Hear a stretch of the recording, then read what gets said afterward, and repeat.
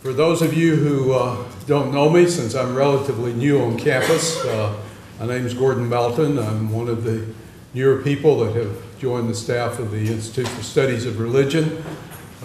Byron Johnson, our leader, is off at some rehab. He's been having some problems with his shoulder lately, and he was supposed to be here to do this, but here I am. I'm very, very pleased to be able to introduce our speaker this afternoon. Almost from the time I came here 2 years ago, Byron and I have been talking about bringing Dr. Chan to campus and trying to work out ways to do this. We discovered several weeks ago that he was going to be in the United States. And got in touch with him. He and I are actually going to a conference at Purdue tomorrow to spend 2 days talking about Chinese Pentecostalism.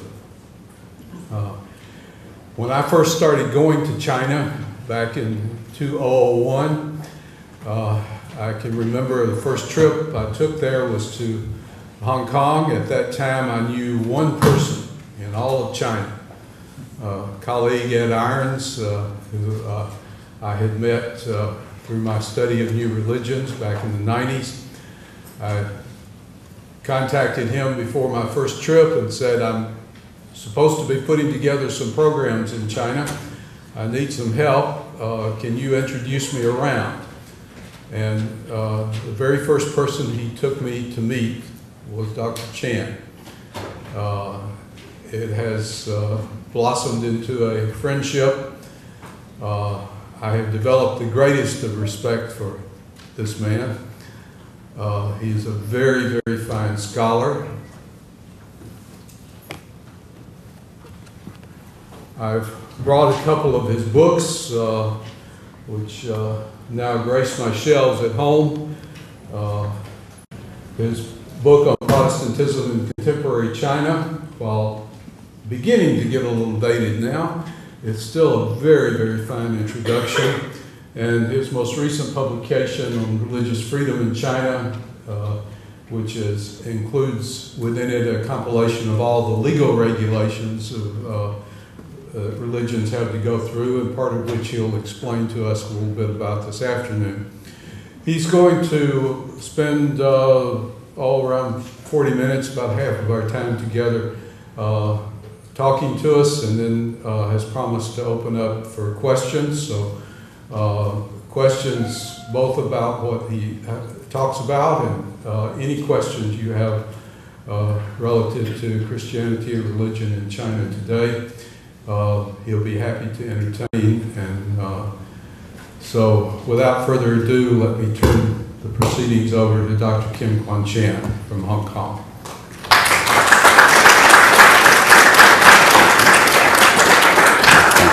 Should I use this one or? No, just leave it there. Oh, okay. Just try this.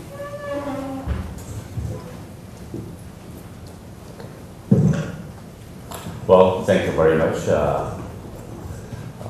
Gordon, for the fine introduction, and thank you for arranging me to come here to Baylor Universities, and it's my first time in Texas. Of course, first time in Baylor too. And before I came, I just found out a colleague of mine in my office. She was actually graduated from Baylor in the 70s. And she told me that there's in any important event in Baylor, you have to shout out the word like "sit embarrassed," something like that. And they said, well, if you shout that out, the things will be fine.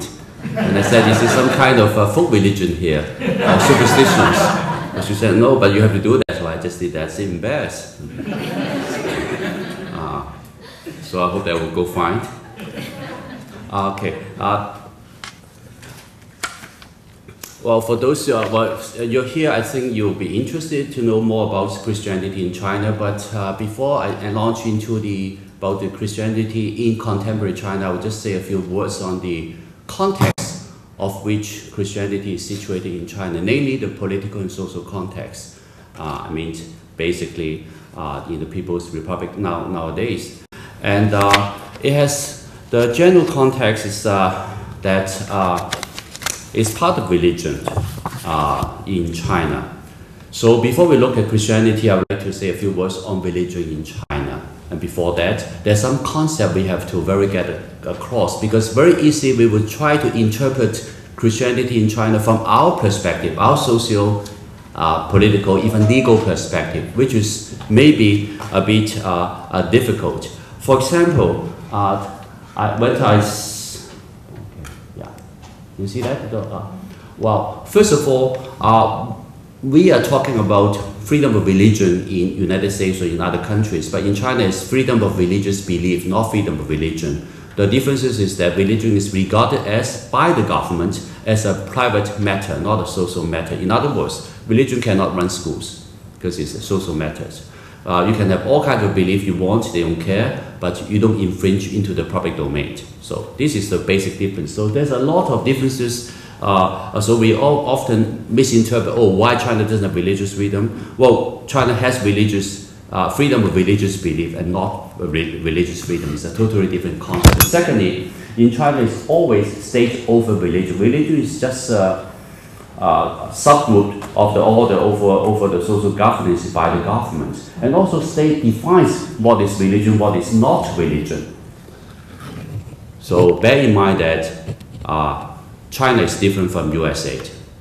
And we have to understand religion in the context of China, not context of not the other context. So state define religion. Right now the government states that there are only 5 major religions, but other minor religions are also accepted in China. For example, the LDS, the Mormons, the Baha'is, and the Judaisms, and a whole range of other folk religions as well. And also bear in mind that in China, there are always multi-religious and multi-ethnics. Like in the West, I think the Christianity is the predominant religion basically in Europe in the past and also in the United States. But in China, there's always many different religions coexisting in China. And Christianity is just a very small minority of other religions as well. And in terms of the policy, that the government always insists that religion is allowed to exist in China so long as in harmony with the society, supportive to the regime. In other words, social stability is the top priority of the government. And any other policy related to religion has to be first to accept and in harmony or in line with that harmony in society.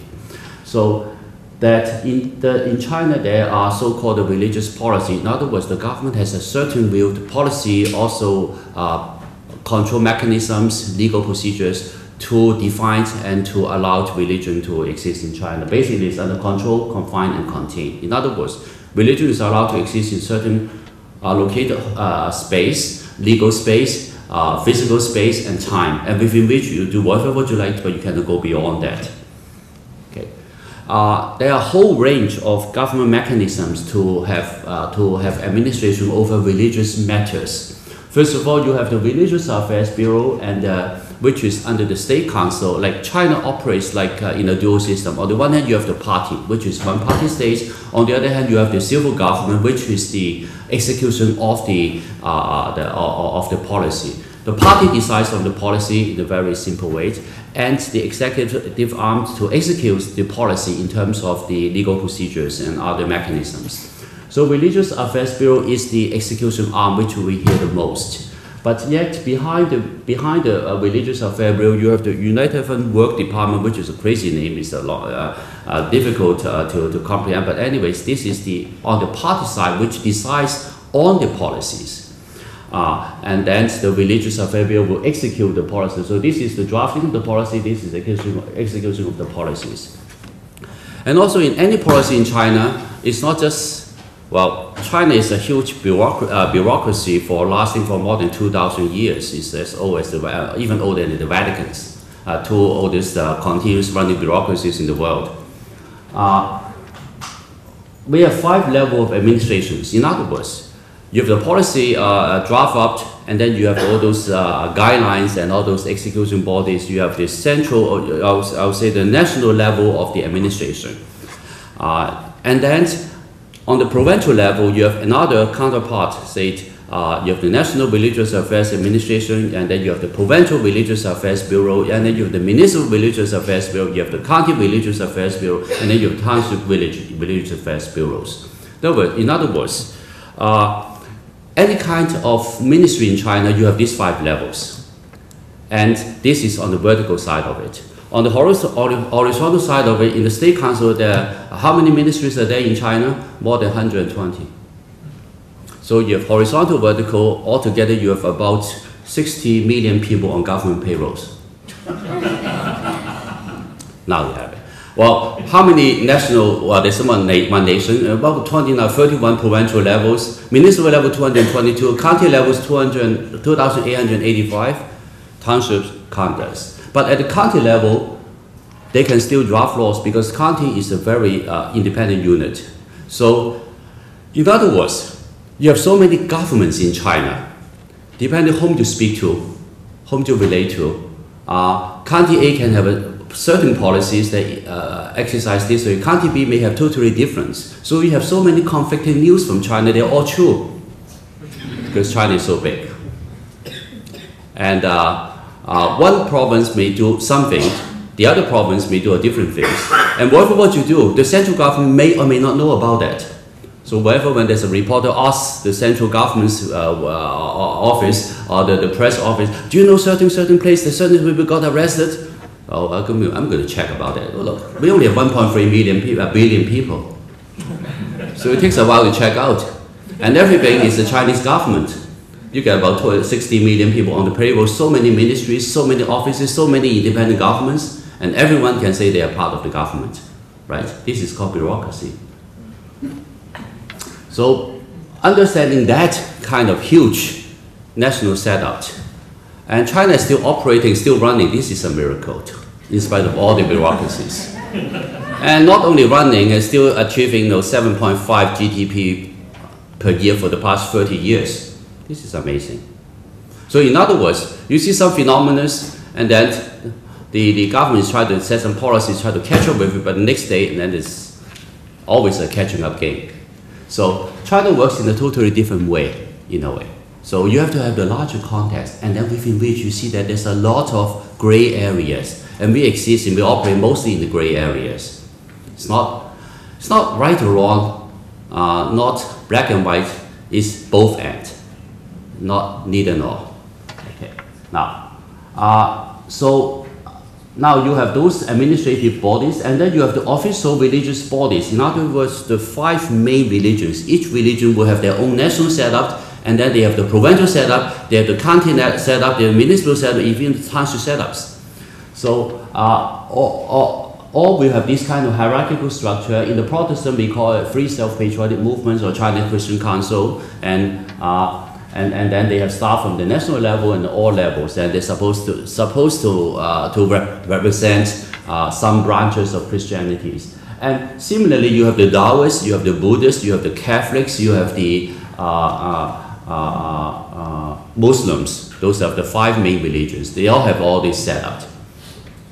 And then, other than religious affairs bureaus they are in charge of the religious affairs directly, you have the public security bureaus that are in charge of the so-called, the religious affairs bureau is in charge with the normal religion, those religions which are within the so-called legal domain.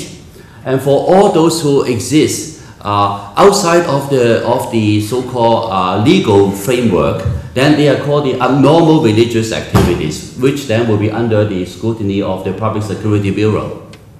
In other words, the legal side is being taken care of by the RABs, or all those who are not registered illegal side will be taken care of by the Public Security Bureau, which they have all the branches and all that.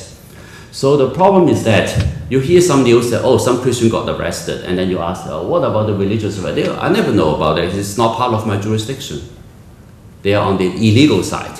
And you talk about the Public Security Bureau's people, well, why are they arrested? Because they're illegal. Do they report to this bureau? Do they will have correspondence? Will they work coincide with the Religious Affairs Bureau? They don't. Well, you get only about, in the provincial level, you get only about 110 or 15 ministries. They don't talk with each other.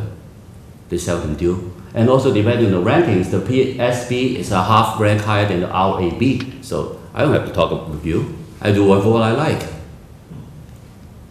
And then you have the other special branches outside of that is they take care of those evil cults, because in China, other than the religion, the normal religion, the so-called minor religions, you have other groups that are being labeled as by the Chinese government as evil cults, and all those evil cults are under a separate office.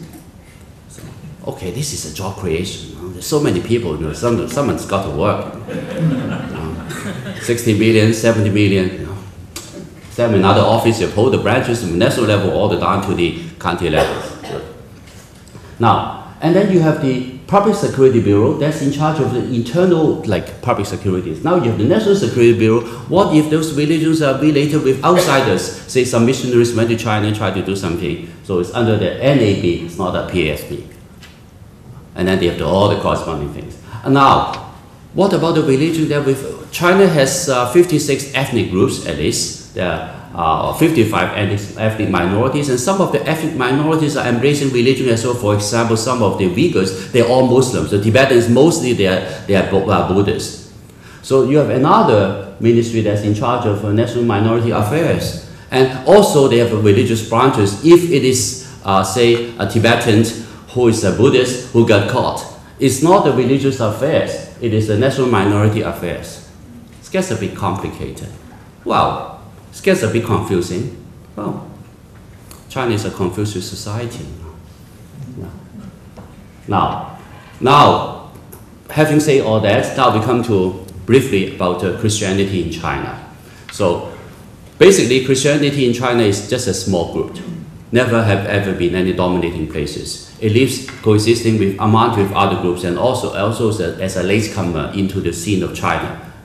And in the Christian branches, you have basically the four different ones: the Protestants, the Catholics, and then the Eastern Orthodox, and then you have also the Church of the East. And actually, other than the Coptic, well, now even the Coptics are now in China. So you have all five branches had been, and most of them are still continue existing in China. So not just the Protestants. When we talk about Christianity in China, not just the Protestants, please. All branches are being represented in China. Okay, Church of the East, Nestorians. Actually, the Nestorians, the latest record we have was as late as in 1880s. But now the Nestorians are coming back to China just through a lot of translations, set up their small dioceses, small parishes in Hong Kong, and with some followers in China now. The Church of the East, or the Assyrian Church of the East. Okay. Some of the relics, but they are still very much existing, though some of the relics of the Nestorian Church. Now you have the Orthodox Church. In China, more than 300 years, you have the Slavonic Rite. In 1995, they were as much as 300,000 believers with 100 priests in China. At that time, it was an autonomous Chinese Orthodox Church, the latest Orthodox autonomous church in the Orthodox family. But it was not reinstituted because they're lacking a bishop. Now there's about 20 to 30,000 believers with one priest. But the patriarch had made a historical visit in May 2013 to China just a few months ago. And those are the Chinese martyrs of the Russian Orthodox Church. Russian Orthodox Church in China, one of those in Harbin, nice buildings. That one now is a museum. Now this is the last remaining priest, as of last week, still alive, 94 years old. Still actively performing liturgy in Slavonic, Old Russian.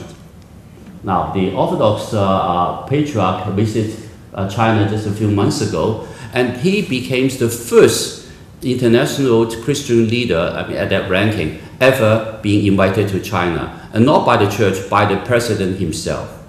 So it's a state visit. So that's a historical moment. And you have the Greek Orthodox and the Coptic Orthodox in Hong Kong, China.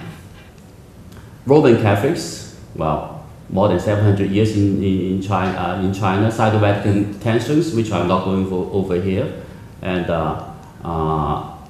with Matthew Lichis and others. And This is the Orthodox, the Catholic Church in Shanghai, the cathedrals, and those are the pilgrimage. You have the so-called the underground church and the above-ground church. Both are actually quite well known. I mean, you don't hide a 7-story building of underground seminary. So when we say underground and above ground, it's just for technicality, but you don't hide anything in China, you can't. I'll tell you a secret. Don't tell anyone. There's no secret in China. Protestants. Okay. Now let's go over the Christianities in here. The Protestant church. Now in 1949, just 1 million. 1983, 3 million. Now the rapid growth in rural areas, but the growth has been a bit slower in these recent years because of the rapid urbanizations and urban growth. Now the figures can be anywhere from 26 million from the official figures to 100 million, some very high numbers, which I have strong reservations, depending, of course, the methodologies, which you can take a course in the religion department here to find out what is the statistic means, relation with religion. And it's multiple traditions and multiple church polities. In other words, in any of the churches in China, you may have episcopal systems, you may have the very free church system, you may have those liturgical systems. It all depends on the background and what they learn, how they do it. So in other words, there's no one type of church in China. There's so many differences. Well, but on the other hand, you have more than 100 million Bible being printed in China already. It's the largest Bible producing country in the world nowadays. And more than 20, there's about 1 seminaries, but numbers of the non-registered seminary Bible schools. Now, one of those traditional churches built in the 1930s integrated with Chinese traditions, one of the older ones in China, and you have the typical scene of it. Now I'm going to go through some of the churches in China. All of those I took the pictures and I visited those, and for some years in there. This is a church by the national minority group just at the border of Myanmar and China. This is the Karen group, actually. Oh, I'm sitting right there. And those are the drums and the things they learned from the American Baptists because they're where they came from, the traditions. And those building styles are much like the Karen styles. This is another church built by the Germans in early 1900s. I don't know why the sound comes. Now, you have another typical urban contemporary church. This is in Hangzhou, seats about 5,000 people. This is kind of a mega church. Look at the style, it's quite modern. Inside of the church, no different from any kind of big churches you see in the States and elsewhere. And a huge cross here and a huge band here. And also above the roof, they have a special glass ceiling of a huge cross and with lights up. So whenever the plane flies over the city, Hangzhou, and at nighttime you see a big white cross shining out. This is one way they express Christianity. Because you can't have any public advertisements. So they try to build up signs or whatever to tell people that they are Christians here. Now, this is an urban grand church, newly built, it's about 2,000 or 3,000. This is a very humble one, used to be a Methodist church in Tangshan. After the earthquake, they rebuilt the whole thing in 1980s inside of the church. Although this is another church in Gansu province in the Lanzhou. Okay, look at this building just next to that. This is the provincial parties buildings. This is the church buildings. By law, that no church building can be taller than the parties of the government building. So it's about so that's a very Chinese symbolic thing. You don't try to outbeat the party there. Who's in charge now? Okay, you have a church that's newly built. This very liturgical style, Anglican style. You have all those altars and things. They still follow the Anglican liturgy in this one. You have some very simple ones that just try to pack as much people as possible. You have some rural church, but very grand style in Wenzhou areas. I asked them, well, why do you put all these top on that? They said, well, they were told that church should look like that because they got some pictures and postcards and internet. So they just built just right off what they thought that it would look like a church.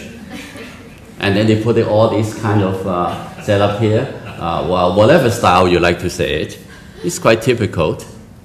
And this is a very humble one in the Guizhou areas, where it used to be the Methodist mission with the national minority people. And And this is a very typical rural church just at the border of Laos and China. This is in a rural church built in northern China. And this is a very simple one, open-air church. With a loudspeaker here because there's not enough space and we're all in the courtyard. Now this is even very a church using old barn converted as a church, and I was just walking out there, and later on this building was declared unsafe because, and this is a typical rural church. Oh, this is the old one that's declared unsafe. We have to build a new one for them. Otherwise, if you try to sing, or if you try to do something more than just singing, it may collapse. So you cannot have any charismatic group there. Maybe Baptists, okay. Or the Presbyterians, all this. Okay, now this is the interesting one. This is one of the very first Tibetan Christian church. See the design here is typical Tibetan. They all dress their Sunday best. So I'm here choosing in a Tibetan dress. It's about, this church is located 3,200 meters above sea level in top of the mountain. Took me 2 days to get up there to training with them, and they started with just one person, this elder, about 18 years ago, and then he received the gospel and spread to his family, and then the whole village. Now the whole village is Christian by just one person, and later on, within 10 years, they built 18 other churches. But none of them is recorded, because on the one hand, the government of course knows that how you're going to hide the buildings, even though it's on top of mountains. But on the other hand, you don't register, you acknowledge the existence of it, and everyone is doing, is meeting there. It's no trouble, no problem. I mean, it's not legal, it's not illegal. It's Chinese style. Okay, some post-earthquake scenes. Okay, now let's get back to. I don't have my face off, but just tolerate that. Okay. Now I just have a few things to say about the population and definitions. Now, there are some wild figures from anywhere from 26 million to 100 million of Christians in China. The first thing is that, how do you define a Christian? Without definition, all the numbers are with no meaning. Do you mean this is something with certain initiation rites, baptized or what? What if they baptize and they don't come to church anymore? Is it Christian or what? Or do you calculate that if they have active Christian activities, say once a week or once every 2 weeks, or how about those who are not baptized? Yes, they live certain kind of lifestyle that's similar to a Christian. They follow certain doctrine. For example, I know many people in the army, they cannot baptize because the army in China that are basically not the army of the Chinese government, it's the army, the military force of the party. It's a party's military branch. So therefore, you're supposed to be all party members, or at least to pledge Marxism. So how are they going to become a Christian? If they are a Christian, they cannot baptize. They will do it only after they retire. Or even they don't baptize at all, but they live like a Christian. Do you count them as one? So therefore, we have a huge methodological problems here. So my working figure is about 50 to 50 millions actively participating in some kind of Christian related activities, because you also have a lot of those so-called fellowships, which may or may not be a church, and then they may have no liturgy, no initiation, right? They may have just studied the Bible and living out whatever they feel like, similar to certain according to certain Christian values. So therefore, numbers sometimes carry few meanings in China. Is the impact? I will ask the question: is that how does the Christian the religion impact the society, if there's any impact at all? Now, for example, I did a very interesting study before. That was in a region in China where you have highest percentage of Christians in the urban population. That's Wenzhou area. They claim about 15% of the population are Christian, which is quite high, almost as high as Singapore, or even higher than Hong Kong in that case. And then this is also one of the highest place where you have the entrepreneurs. And then I checked in that particular city. My argument is that if you have a high level of Christianities, does it mean that the crime rate is lower? So I checked the crime rate of the whole province of 20 different municipalities. I don't see any differences in crime rate. So does it mean that you have high percentage of Christianity, then you have a higher, better moral or whatever? Then if you don't see the impact, then what's the meaning of Christianity in terms of figure and numbers?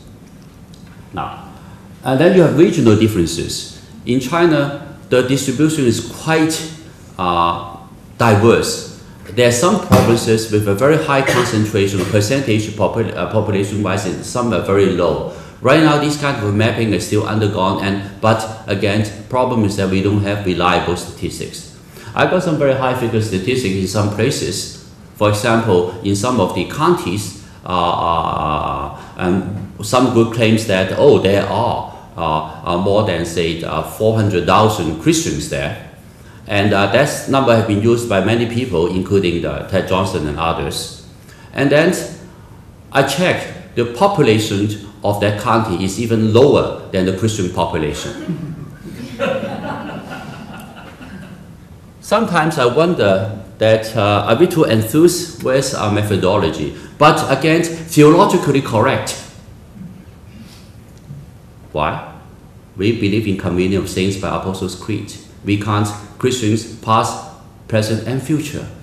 Who knows that 100,000 years down the road you don't have more? So theologically correct, statistically unthinkable. Yet in the Christian context, we all use these high figures. I wonder why. See, that's the problem. That's the problem I have. Just common sense will correct a lot of those things. But sometimes we get so enthused that common sense does not exist. And also the other problem is about the migrant population in China. Like China now, we have 1.3 billion people, but last year we have more than 200 million people as migrant populations, almost like 2/3 the size of the United States. On a migrant population. Migrant population means that out of 365 days a year, they live not at their home more than 83 days. In other words, you have 1/6 of the population of China always on the road or not living at home, working elsewhere. Most of them are rural populations. So how do you account for these people, whereby if they are Christian, do they count them in the rural home areas, which the church will do, and also when they're working elsewhere, they're also being double counted in other places. And this kind of fluctuating population will demand us to have a totally different methodology to count anything in China. Okay. Now, classification. Okay. Now. Okay, that's it. Now, you heard about in the, well, just the Protestants, you have about the family church, home church, house church, underground church, above the government church, registered church, whatever. There are two simple classification from the Cold War period. It's a Cold War mentality at stake in the 1980s. But today, I would say a lot of churches force neither one side nor the other side. China changes a lot from since the 1980s, yet the methodology on understanding Chinese Christianity had not been basically fundamentally being challenged since 1980s. So we are a bit outdated. So therefore, my new classification is on at least 7 different types. 6 types. Double registration. Those who register with the China Christian Council and the Religious Affairs Bureau. Those are maybe 27 million. But there are also single registration. Register with the government, but not register with the religious, sanctioned religious body, the China Christian Council or the Free Self movements. In other words, you have a lot of churches, actually for more than 15 years already, register independently with the government, especially all the churches in Xinjiang province, a number of churches in Jilin, and other places. You have a lot of these examples already, single registration. They are not part of the government so-called sanctioned registered churches, but they are registered formally with the government. And then you have those temporary registrations. Because a lot of churches cannot fully register, they get a temporary license, which can last anywhere from 6 months to 15 years. It is a de facto registration in a way. But for certain reasons, for example, they cannot have a place, they haven't employed a full-time worker, whatever, then they can only get a temporary registration. But temporary registration is as good as a registration. And then with the temporary registration, you may not necessarily to be registered with the China Christian Council because it's a temporary registration. So you get a lot of gray areas to work with. Then you have non-registered but acknowledged. In other words, a lot of those non-registered groups, they are acknowledged by the government. What do you mean by acknowledged? That means they have regular meetings with the government. Therefore, the government knows that, and they sort of, for example, more than 220 those so-called major non-registered churches in Beijing alone, they're all acknowledged by the government. That means they almost have a monthly meeting with the government officials continuously. For example, one of the very celebrated case about the Showan Church about 2 years ago, they've been negotiating with the government for the past 12 years on a weekly basis. So a lot of those acknowledge, but tolerate. Tolerate means that I'm going to have a group to meet here. I don't want to talk with the government, but the government knows your existence. They allow you to operate. So you don't talk to them, but they know you exist. They tolerate you. So only the last category that is prohibited is extremely rare.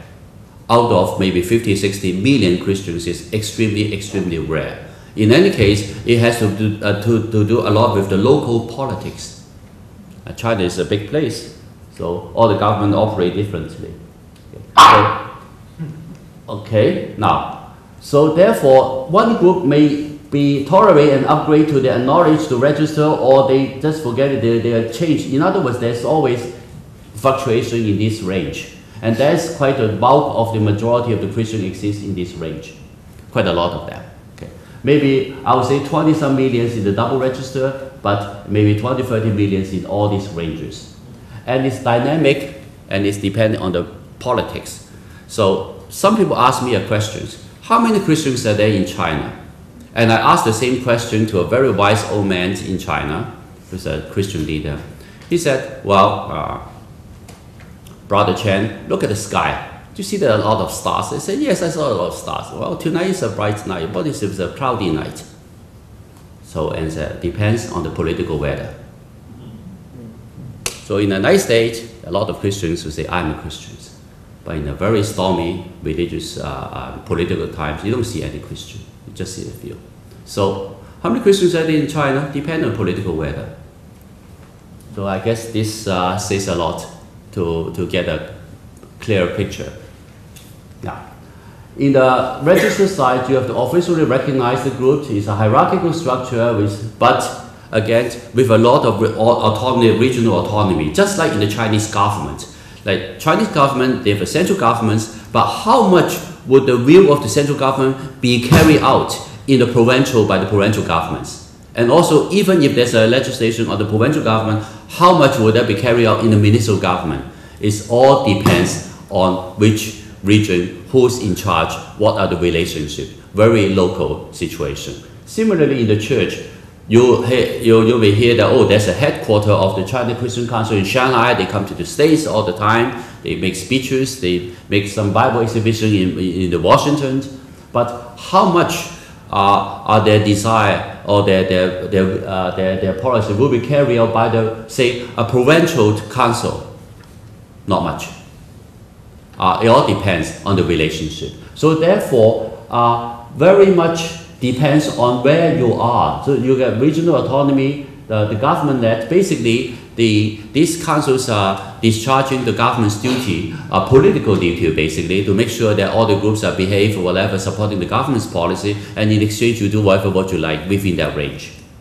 And local variations, and with a limited social interaction, because there's a clear separation between church and state, or religion and state. There's a lot of domain that you cannot infringe. For example, education is considered as the party's domain. All the education systems. You cannot run, say, Christian school. You can only run, say, Bible school. Bible school belongs to the religion side, and the regular school belongs to the civil side. So no groups can compete with the ideological domain of the party. Social interaction, and basically function as a church body. And now, for all the other non-Christian councils, I'll use the term as autonomous Christian communities. I've been using that and theologically reasons.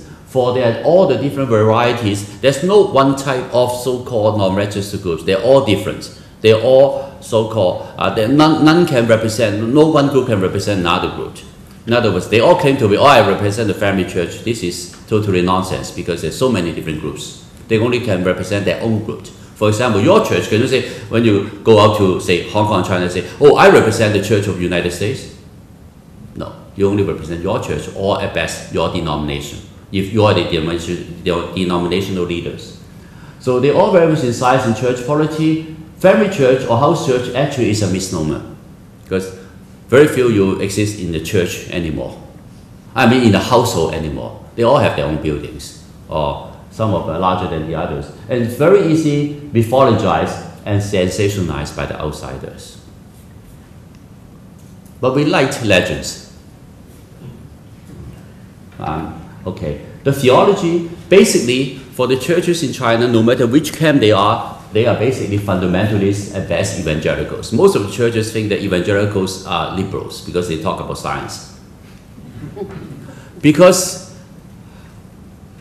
the Christianity in China had been suspended in terms of ties with the outside world since the 1950s. Think of the church before 1950. That's where the most of the theology of the Christian Church of China came from and embraced with. And also they went through the whole 30, 40 years of difficult period of time, and they preserved the faith by their, I would say, blood and life.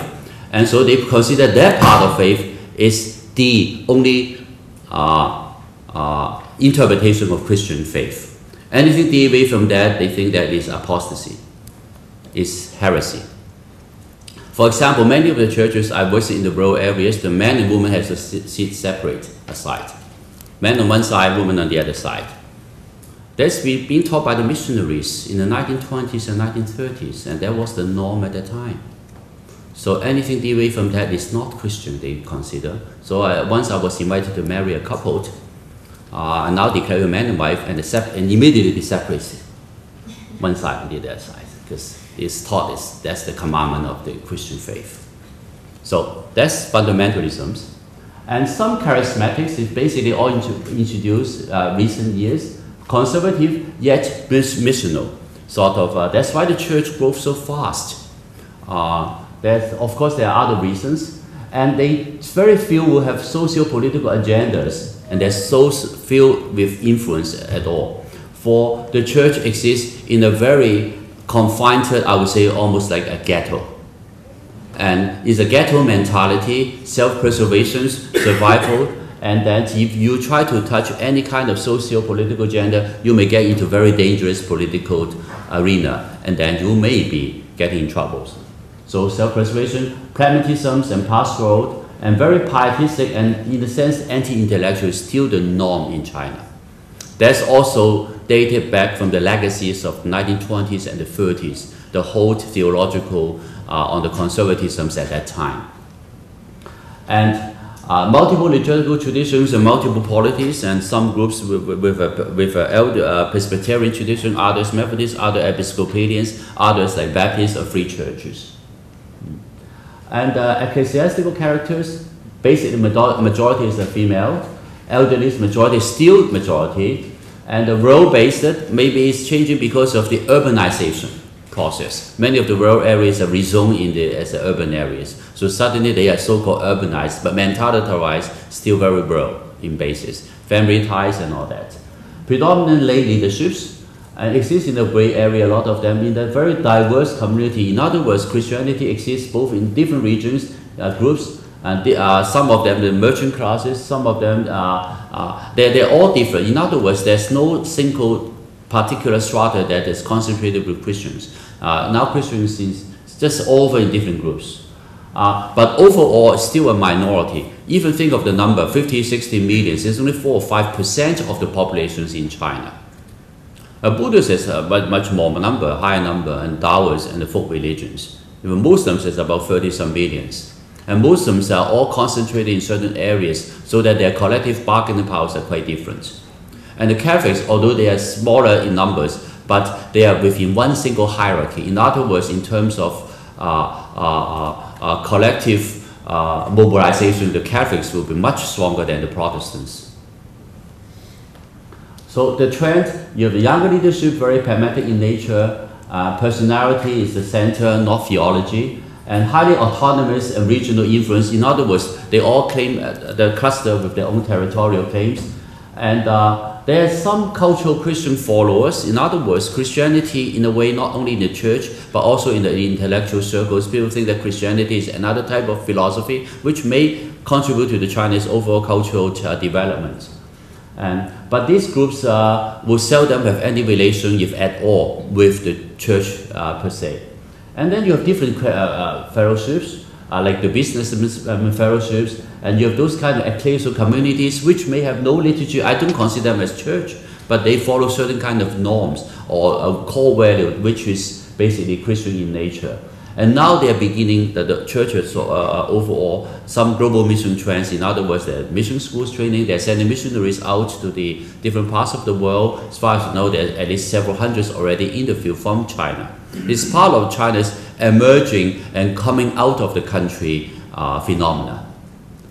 Not particularly a church in nature, but overall China's influence in the world are increasing, so are the churches too. Now, there are two pictures I'd like to show to end this presentation and open for more Q&A. First picture is that this is an old lady. I've talked about the Tibetan church, the first one in China that I document. The Protestant church was talking about. I was there just 7 or 8 years ago. So this lady was from that church who was one of the first convert, and she's at her Sunday best. And she could not read nor write, but when she came into the church, the first thing she did was bow her head and pray to this new God that she experienced.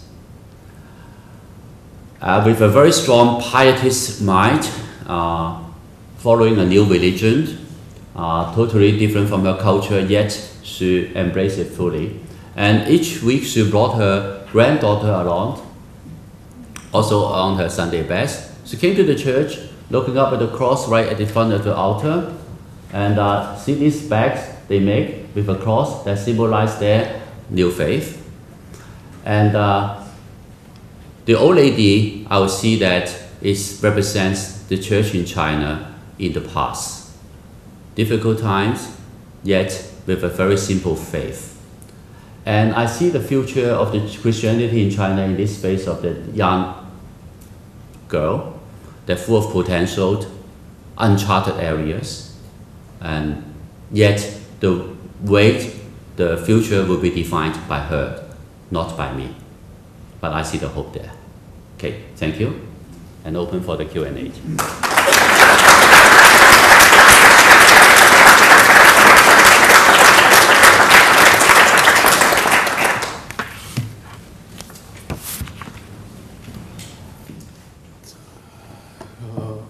How should we do that? Oh.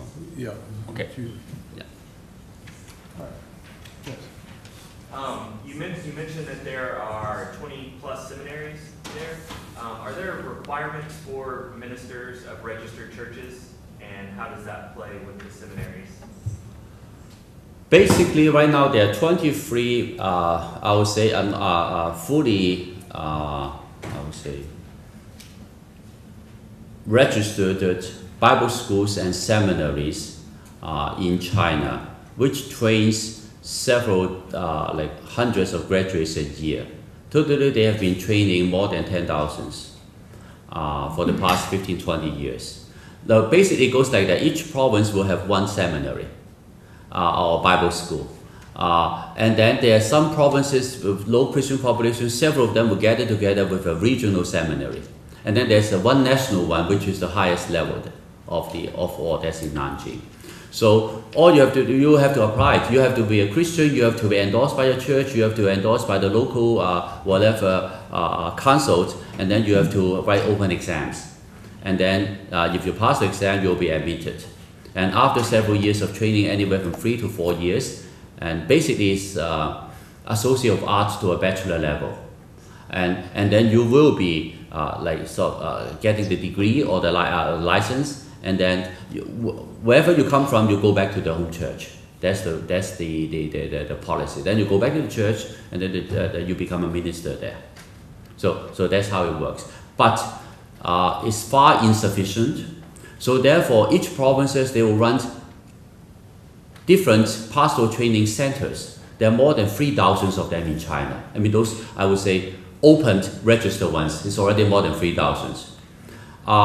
They can be anywhere from 6 months to 1 year to 4-year program. Some of them are almost as good as this Bible school.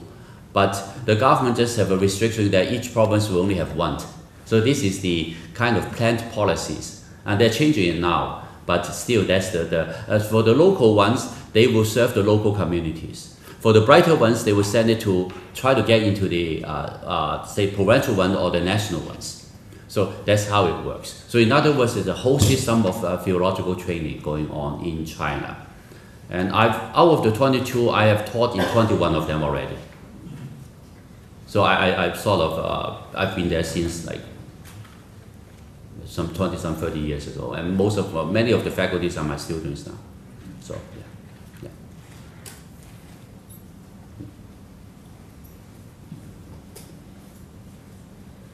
In what ways, in the last, you want to say last 15 to 20 years, has the Free Self Church, the CCC, changed that very much in those last 15 to 20 years? Or has it stayed pretty similar to that time? I don't think there's any major change. The structure is still there, and it's just more with more operations, running more bookstores, printing more books, Bibles, and all that. Like because the China Christian Council, the main duty was to do the overall coordinations of all the major policies and foreign relations, printing of the Bible, and printing of the Christian literatures. Those are their main task. There haven't been any change, just increase of the workload. Yes.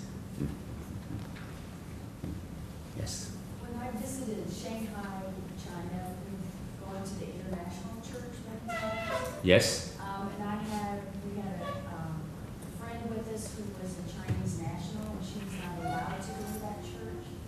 Is that going to change at any point in time? Yes and no. She's not allowed to go there. She's not allowed to go to the foreigners' worship. It's the separation because the worship, there are many worships for the locals, which you can free to go. I was the honorary pastor of the international church for a year. I lived in Shanghai before. So I work in both the foreign expat groups and also the local groups. And I'm sort of a unique, because I have a strange role that I can work in both camps. Yeah.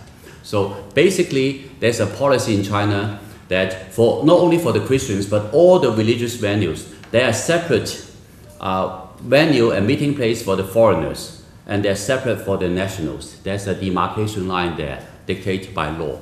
For example, for the mosque, there are many mosques with the high concentration of Muslim populations by the Middle Eastern merchants, more than 50,000 of them, cluster near in Tan, city in Wuyi, and they have more than 20 mosques, but they're all by their own separate. The Syrians have one, the Iraqi have one, the Iranian have some others, and Saudis have their own, so the Kuwaitis. But the Chinese ones, Muslims will have separate mosques. So similarly, even for the Mormons, they have separate. For the churches, each city, their international church for foreigners. But there was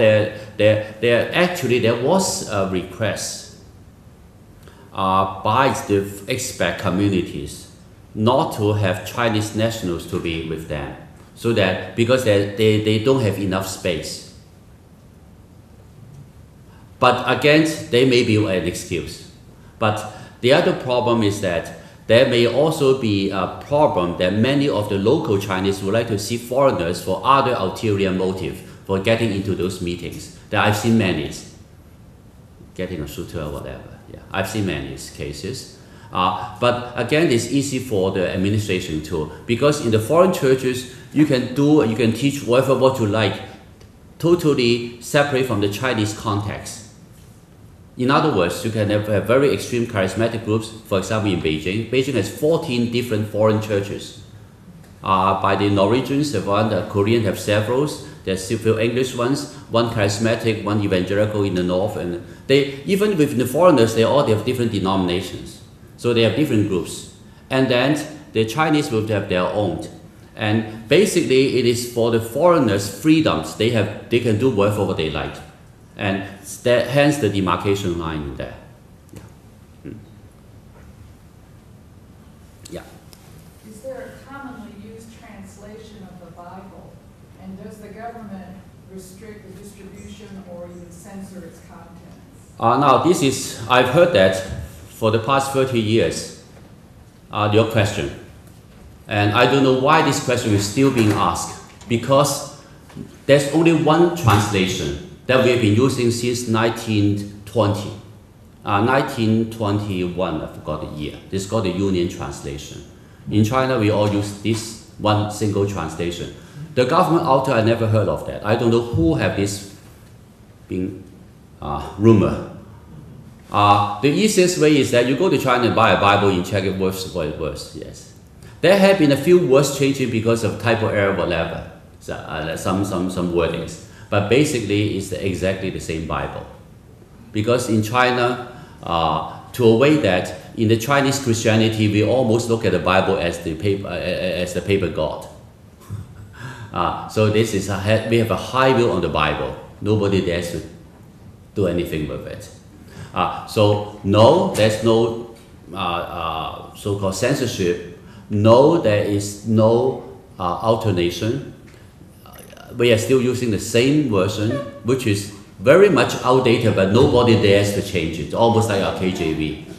Nobody dares to change it. We try to attempt of several different new translations, but nobody dares to change it for traditional reasons. Exactly, that's the point. And the distribution, the problem is that the Bible that is printed in China publicly are sponsored by the Union Bible Society in the paper. That's why the cost is very low. Now, I'm using the RMB basis, the Chinese currency. One Bible is cost only 26, that's about $3 US. $4 US now. But we have to pay another $5 US of paper, the Bible paper, contributed basically from Hong Kong. We donate the money. So that the costing of the Bible originally from 8 or 9 US to only $4 US. And also we donate the whole printing machineries, $3 million US, about in 1980s from Hong Kong, so that they don't have any overhead costings. And then the Union Bible Society sent teams of technicians to teach them to use it. So therefore the Bible cost will be in the low to the point that anyone can buy it. But it's not allowed to sell outside of the church. Otherwise, once you sell it outside of church, the price went up. People speculate. I've seen that some of those people went to the church, bought the Bible, and sell it in the bookstore for 3 times of the cost. So we don't want that. So we limit all the sales of the Bible in the church so that any Christian can buy it. First of all, is to serve the Christians, not the non-Christians. Now we have more than enough. And anyone can go to any churches and buy the Bible at cost, at that price. But right now, we are using different versions. I've seen that English versions, sort of two translation, whatever, different versions. So, in other words, why the Bible is not being sold in the public store is demand by the church. Otherwise, the price will go up so fast.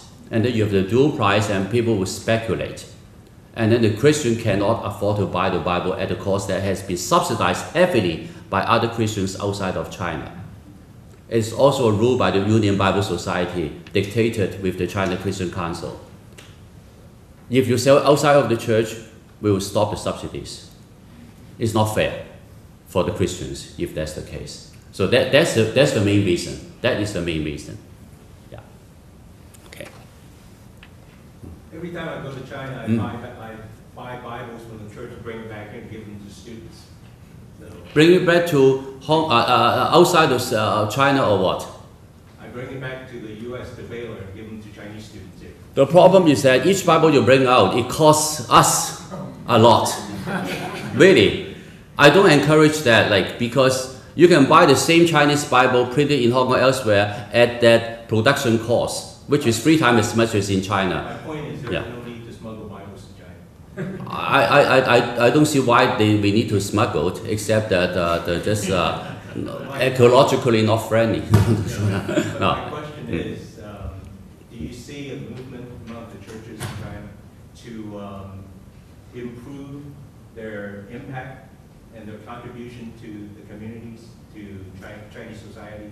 Is there a movement Yes, to make yes. a difference? Now, ever What since... types of ministries do you see there? Okay, now, in the past, even if you want to do some social services, you are not allowed because of the clear separation of church and state. And also, in the past, China will regard that all social services is under the government's jurisdiction. It's none of your business. But since in the mid-1990s, the government began to relax the policy and they experiment with some groups. One of the very first groups that's allowed to experiment with social service was in Guangdong province. They asked the church to do it.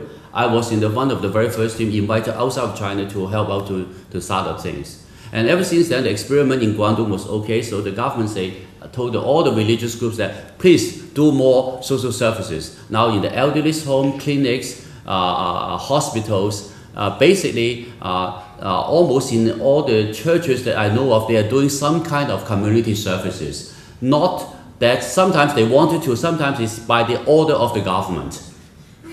But the problem in China is that the churches are very usually lack of resources. So they have to stretch the resources very, very thin. So sometimes I don't encourage them to do too much. Otherwise, they would basically major the minors and forgot the essential callings of ministry. Running an elder's home is not easy. If you have lack of pastoral staff and all that, where's the priority of the church? So yes, right now, since a few years ago, this is almost like a government decree that all social groups, especially religious groups, has to do charity work. So it's almost like a benchmark. You have to do it. Even though if you don't want to, you have to do it.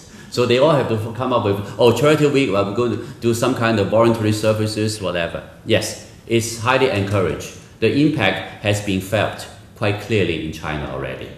But the costing is extremely high. Very costly. Yes. There are a lot of Americans and other foreigners that have a desire to go to China as missionaries. Mm-hmm. What do you see as the role of the foreign Okay. missionary in China, or what should it be? Now, look at the growth of the church in China, like 3 million in the 1980s, and in the 1990s, 10 years later, it's about at least 10 millions, and now it's about 40, 50 millions. The huge rapid growth rate, mostly I would say, is by Chinese themselves. So we learn from them. How effective are your mission works in United States, please? Are you doing anything better than the Chinese without foreign help? So what can you contribute to China, please? They have developed a mission model that is far exceeds our imagination. So sometimes, okay, put it this way. I will feel that when I go there, it's my personal journey, I have as much as to learn as to offer. Each time I visit them, my life gets blessed, encouraged. I see things that I could never imagine before. At the same time, there are things that I can share with them which they need in a way. So I will not use the term missionary as if it's one side that I have something that give to you. I think this mentality is not very much encouraged now in the ecumenical family. As I see the newer churches, younger churches are growing, which in a very unprecedented speed and also modeled, which is beyond our even framework of reference. So we have I have a lot to learn from the Christians in China. So when I say you want to be a missionary to China, first of all, are we anything better than the local missionaries that they are doing this kind of growth? Secondly, what do we have to offer that they really need, or are we trying to duplicate our model which proved to be better than theirs? Or what? Now, we have to think very carefully on those terms. It's a matter of mentality, and bottom line is spirituality. That do we still carry this kind of I wouldn't use the term patronizing attitudes, but I could not think of another term, that we are better than that. So, but partnership, yes. Partnership, yes. We can all benefit from each other. So before I would say that discourage someone to go to China, say encourage you go there and learn. You learn more. And then after you learn, after you experience, then you ask yourself, what do I have to offer? Before I think of I'm going to offer something to others. Not only to China, but to other younger churches as well.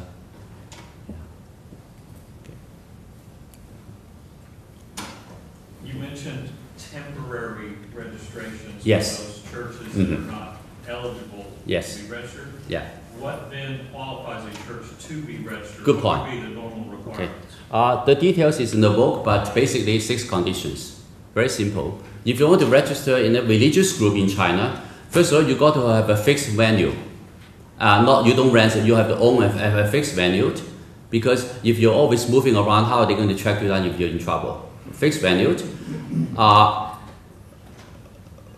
Because once you register, the government has to be responsible for the group. So it's their skin and stake.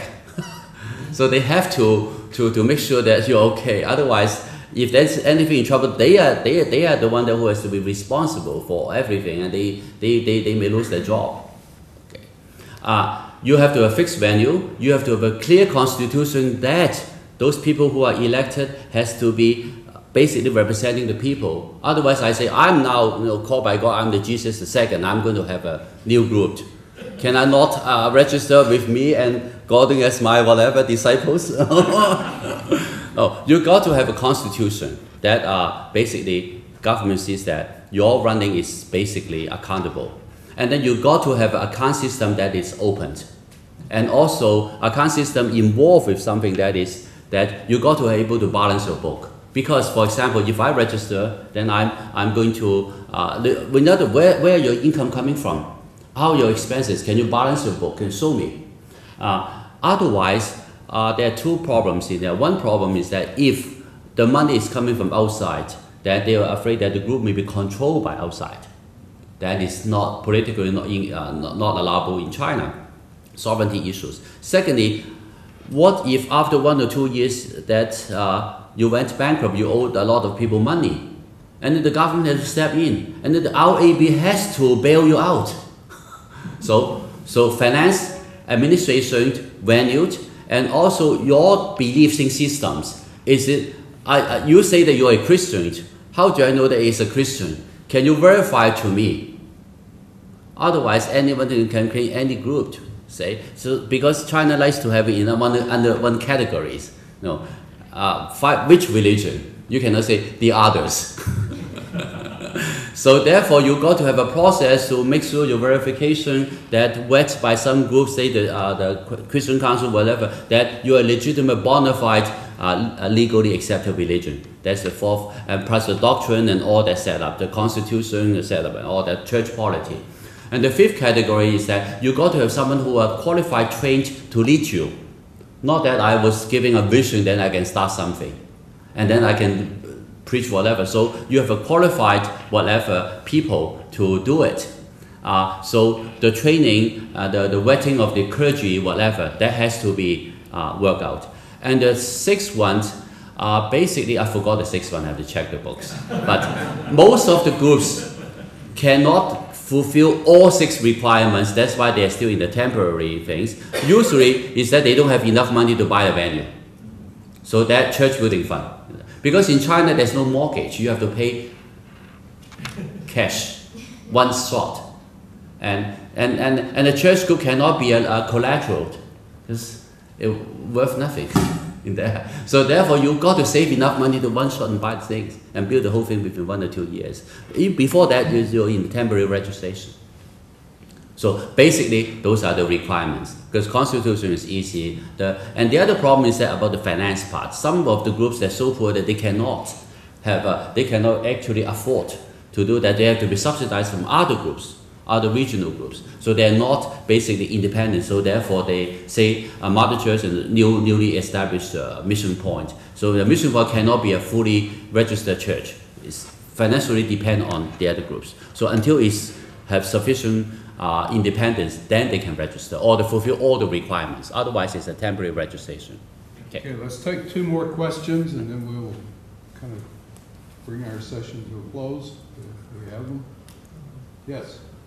You mentioned that the separate foreigner churches have complete freedom what they want to teach. What are the main restrictions that the registered churches, in comparison, what are the issues that they need to stay away from? Basically, all the theoretically, there is no restriction on the doctrines on the preaching the doctrines, but there are political restrictions not only against the church but the whole nation as well. That you don't speak against the party, you don't slander against our leaders, and you don't like discussions on in contrary on the political dictatorship of the party. In other words, you try to preach the democratic movements, you're trying to support the dissidence movement. Those are considered as anti-revolutionary. We no longer using this term now, legally speaking. It's changed into some kind of instigate social disharmony. So, in other words, there are a clear political framework of reference, not only to the church, but for the whole nation. So the church is just one subgroup that you know that those are the political boundary. You don't use the pulpit to preach, say, oh, next day let's have a revolution against the godless communists. Then you will be doomed. Then they will say that you are preacher. You are not. It's not. You are actually violating certain kind of law. So those are the basic political restriction is the only basic thing. But doctrinal wise, there's none. You can preach the second coming of Christ all the time, and you can preach like even in areas you can even preach, for example. It's creationism. Technically, it's against the state doctrines, but it's allowed in the church. But you don't preach outside of the church. Yeah. So basically, yes, other than political issues, doctrinal-wise, it's totally, the government doesn't even care. They only care about the political agenda if there's any. Is that changing? Changing is, you mean China as a whole? Yeah. Wow. Well, is China changing? Yes and no. See, any answer in China is yes and no. And yes, there are areas that are changing slowly, gradually. For example, more rooms for the civil society to develop, more participatories of these non-government groups, more consultation with the government. They listen to you more, and then there are more law abidings. Especially the military and the public security areas is much more very strict on the legal side. So yes, there's changing. On the other hand, there's no change. There's still one party that rules all. The parameter of not against the current policy is still in place. So we just have to check the latest, the fashion, the political agenda. Then we know what we can talk and what we cannot. And that part is sometimes changes depending who's in place. So we have the new leader, we are just watching. It's only 1 year, so in the coming 2 months there will be a very plenaries, and we are expecting some new policies to come out, especially in the banking and finance area, but not much on the social areas. Not yet. No. Okay. Yes and no. Yes. Yeah. All right. One. Yes. Can you describe the relationship between the registered churches and the non-registered churches? Okay. And what kind of conflicts, and whether it's possible that there could be a dialogue in the future? There has always been dialogues. All depends where you are and whom those groups you are talking with. Like, are the Baptists are talking with the Methodists here? No, think of it this way. Don't try to categorize just 2 camps. Try to categorize them just like Protestant churches all over the world. We are all having our own will. Otherwise, we are not Protestant. right? Otherwise, we are Catholics. Even with the good old Catholic Church, you still have different groups within which you have different voices. So don't think of it as just black and white. Within the CCC, there are so many different groups. They are the facade, a very good Chinese facade. We are always in unity. Just like the World Council Church, I work with the World Council Church. We are all in unity. But in fact, we all have our own agendas. And at the same time, you call the non-registered groups, there's so many different non-registered groups. They all operate independent from each other. So you see, our independence is part of a hallmark of Protestantism. So just like any other places, are all these churches here in Waco working together? And which align with others? It all depends on the agenda, right? And also depending on who is in leadership. I've seen in most of the cities that I know, those groups are crossing over so much that sometimes you don't see the differences. They all switch alliance depending on who's leading, who's preaching, who's doing what. There's no clear, like the division is not theological in China. The division is by personalities, leaderships. Now, aren't we all in here mostly? Now, so therefore, it all depends on which region. In some places, there are different players at stake, and they may have tensions. But others, they may have alliance. And then once you have the change leadership, the dynamics will be reconfigured all the time. So in other words, it's like a huge matrix, always changing. There's no clear model. There are all kinds of possibilities. And I can say that most of the Christians in China, they attend both camps. Whoever who's giving good teaching, they will go there. Basically, that's the bottom line. And no, there's no clear answer to that. Yes, there's so many different models. To respond to you, finally, I actually spoke with some of the government officials who are in charge of Christian affairs in some region where there's a lot of Christians. He always asks me a question, because even the government knows all these register, non-register, who's doing what. I mean, there's no secret. He always asks me, Reverend Chen, you are a Christian? I said, yes, I am. Besides academic, I'm also an ordained minister. Aren't you guys believing the same God? I said, of course. Why can't you guys work together? He's a communist, he's an atheist. I said, we tried for 2,000 years already. Let me answer your questions.